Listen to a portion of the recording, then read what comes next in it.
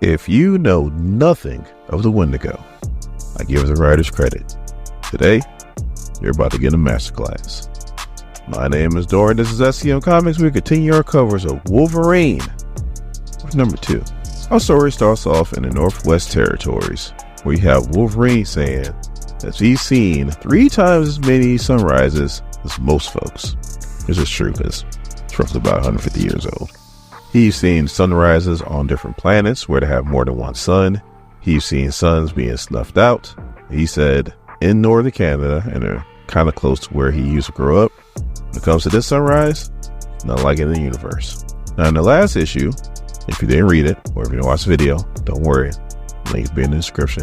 He got into it with his old buddy Cyber, and he put a beat down on him of epic proportions. Now the problem is that before he got that beat down, Cyber killed a bunch of Mounties, killed some campers, killed all the wolves that Wolverine was hanging out with. And Wolverine's being blamed for all this. And now Canada's not playing around because they have sent in Department H. Now, if you don't know about Department H, he sums it up pretty easily. They're the reason why he has those adamantium claws and trust issues. Now, the big dude that's in charge is pretty much telling all them what I just told you about how Wolverine killed all these people and that they're in charge of finding them.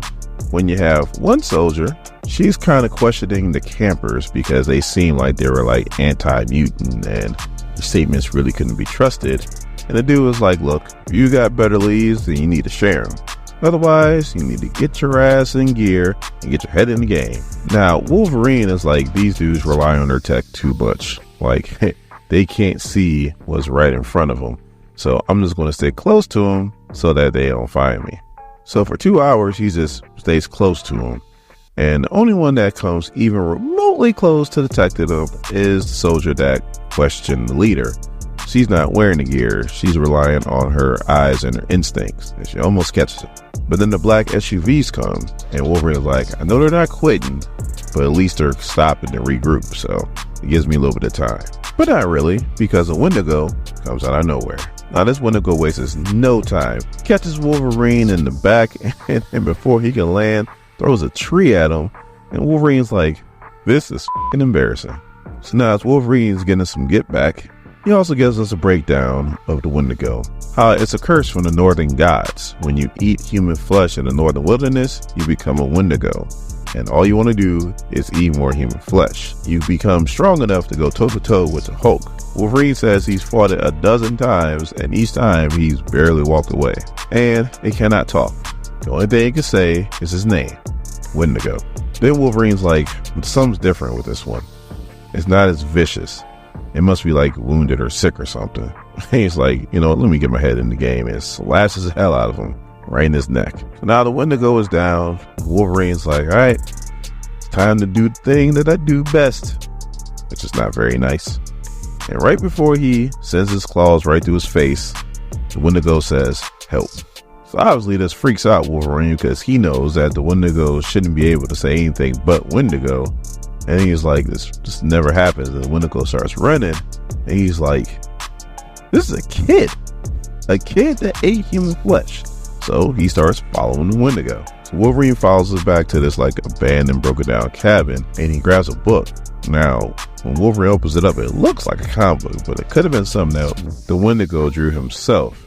That pretty much 2 people went out and they were camping and they got stranded and they had no food. And one of them got sick, or one of them was hurt. Anyway, they were dying. They was like, if I die, you need to do what you need to do, which is to eat them. So Wolverine's like, all right, well, I guess we need to figure out what we need to do. But before they can do that, Department H shows up, so they got to get the hell out of Dodge. So as they're running, one of the dudes like, stop, under the authority of the department. The other dude next to him was like, shut up and shoot. So the Wendigo gets grazed, and Wolverine knows he has to do something. So he goes back to take care of the dudes. But he also knows that he can't like handle them like he normally would because the blood will set the Wendigo off. So he pretty much cuts their weapons, and then he proceeds to knock them out. So for hours, the Wendigo and Wolverine pretty much elude Department H. Then out of nowhere, Wolverine smells it, the Wendigo smells it, Wendigo jumps dead on it. Wolverine is kind of slow to react. The smell was human blood. One of the Department H people, I guess, fell down a cliff. He was hurt and the Wendigo couldn't help himself.